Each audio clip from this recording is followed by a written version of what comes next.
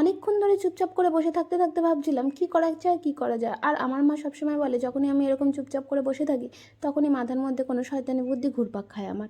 আর এইদিকে আকাশের অবস্থা দেখো, যেন রোদ আর বৃষ্টির খেলাখেলি শুরু হয়ে গেছে। একবার করে রোদ উঠছে, একবার করে একটু বৃষ্টি পড়ছে, আমি একবার করে জামা কাপড় শুকোতে দিচ্ছি, আবার তুলে আনছি। কি যে হচ্ছে সকাল থেকে। এইদিকে অনেকক্ষণ ধরে বসে থাকতে থাকতে আঙুলের দিকে আমার নজরটা যায়। এরি বাপরে, এটা কি মানুষের নখ? এটা তো ভূতের নখ। মানুষের নখ এরকম হয় নাকি দেখতে? ইস, কি বাজে দেখতে। তারপরে ভাবলাম চলো নখগুলোকে একটু মানুষের মতন দেখতে লাগাই। তাই জন্য রিমুভার নিয়ে বসে পড়লাম, ঘষাঘষি করে নেল পালিশগুলো তুলতে শুরু করে দিলাম। এখন বেশ কিছুটা মানুষের মতন দেখাচ্ছে। আর ওইদিকে মা আমাকে ডেকে বলছে আমাদের আটলে আজকে আবার একটা শোল মাছ ধরা পড়েছে। জানো তো বেশ কিছুদিন ধরেই আমাদের আটলে অনেকগুলো মাছ ধরা পড়ছে। তার মধ্যে রোজই শোল মাছ ধরা পড়ছে, যেহেতু আমরা শোল মাছ খাই না আর সেই জন্য রোজই মনে হয় শোল মাছ ধরা পড়ে।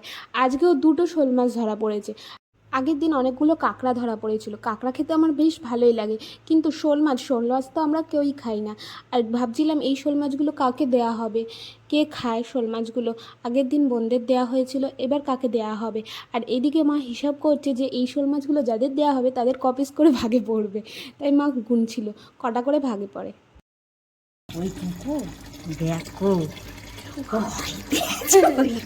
কতখানি দেখো না সত্যি তো বোন তো মাথাটা দেখে ভয় পেয়ে চোখগুলো দেখো না যেন গিলতে আসছে। তো এটা কত, এক কুচো দু কুচো তিন চার পাঁচ ছটা সাতটা কুচো হয়ে যাবে।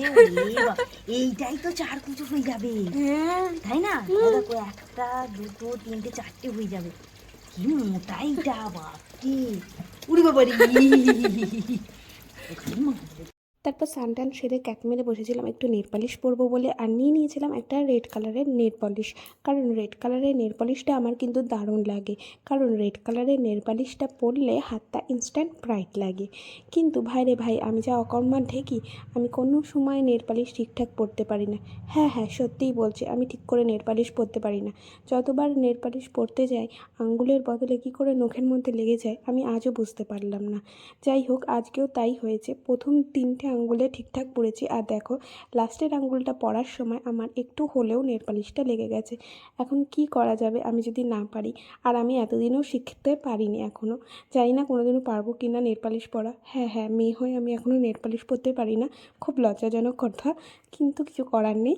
যাই হোক, চলো তোমরাই কমেন্ট করে বলো আমাকে কেমন লাগছে আঙ্গুলগুলো রেড কালারের নেল পালিশটা পরার পর। তো চলো, বাই, টাটা।